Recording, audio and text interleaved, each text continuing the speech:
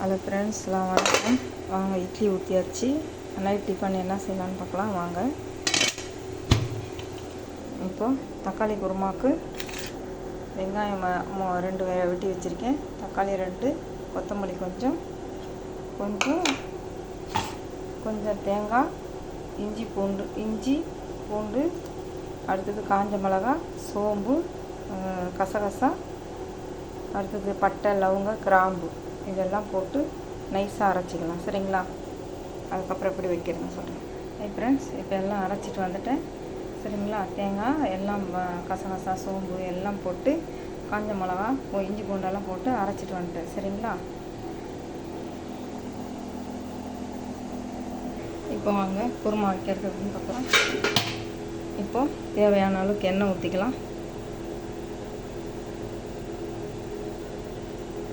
சும்மா ஒரு 50 எண்ணெய் இருந்தால் போதும். எண்ணெய் ஊற்றியாச்சு. அடுத்தது வெங்காயத்தை போட்டுக்கலாம். வெங்காயம் போட்டாச்சு. நல்லா வெங்காயம் வதங்கட்டும். சரிங்களா? கொஞ்சம் நல்லா வதங்கட்டும் வெங்காயம்.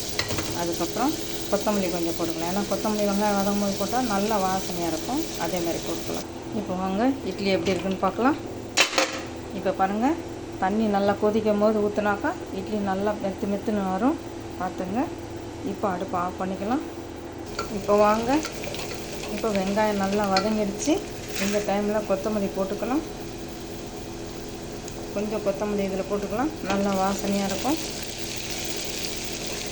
புதினா என்கிட்ட இல்லை. நீங்கள் புதினா இருந்தால் புதினா போட்டுக்கலாம். என்கிட்ட புதினா இல்லை, அதனால் கொத்தமல்லி இதில் போட்டுக்கிட்டேன்.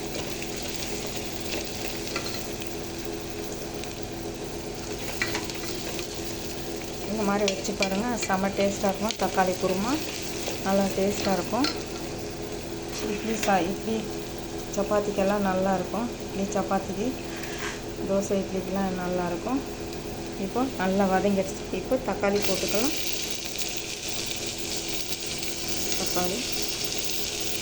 தக்காளிக்கு நல்ல தக்காளி வதங்கிறதுக்கு தேவையான உப்பு போட்டுக்கலாம். நல்லா வதங்கிட்ட தக்காளி வதங்கின பக்கம் மசாலா போடலாம். நல்லா வதங்கிட்ட தக்காளி அப்புறம் மசாலா போட்டுக்கலாம். சரிங்களா? இப்போது தக்காளி நல்லா வதங்கிடுச்சு. இப்போது தனியாத்தூள், மஞ்சத்தூள், பிரியாணி மசாலா போட்டுக்கலாம். சரிங்களா? இந்த பிரியாணி மசாலா அரைச்சி வச்சு பாருங்கள், நல்லா டேஸ்ட்டாக இருக்கும்.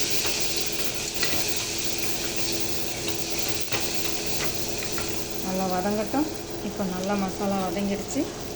அரைச்சி வச்ச தேங்காய் எல்லாம் ஊற்றிக்கலாம். தேவையான அளவுக்கு தண்ணி ஊற்றிக்கலாம். இப்போது ரெடி ஆகிடுச்சு. தண்ணி ஊற்றி ரெடி ஆகிடுச்சு. இப்போ குக்கரை மூடிக்கலாம். சும்மா ஒரு விசில் வரட்டும். அதுக்கப்புறம் இது பண்ணிக்கலாம். இப்போ பாருங்கள், இட்லி நல்லா பஞ்சு மாதிரி வந்துடுச்சு. இங்கே பாருங்கள், பஞ்சு மாதிரி இருக்குது. நல்லா பஞ்சு மாதிரி இருக்குது பாருங்கள். இந்த மாதிரி நல்லா இது பண்ணி தண்ணி நல்லா கொதித்த பிறகு இட்லி ஊற்றிங்கன்னா நல்லா மெத்துன்னு பஞ்சு மாதிரி இருக்கும். நல்லா குண்டாக வரும். ஃப்ரெண்ட்ஸ் பாருங்கள், குருமா ரெடி ஆகிடுச்சு. இப்போது கொஞ்சம் அடுப்பு பற்ற வச்சுக்கலாம். அடுப்பு பற்ற வச்சுட்டு ஏன்னா கொஞ்சம் 1 டீஸ்பூன் கடலை மாவு, சரிங்களா? 1 டீஸ்பூன் மட்டும் போட்டு கொஞ்சம் கலக்கிக்கிட்டு இதில் ஊற்றிக்கலாம். கொஞ்சம் டேஸ்ட்டு கொஞ்சம் பிடிக்கும். இந்த ரோட்டு கடை சால்னா இருக்குது இல்லைங்களா, அந்த மாதிரி டேஸ்ட் கொடுக்கும். அதுதான் டேஸ்ட்டு நல்லா கொடுக்கும்.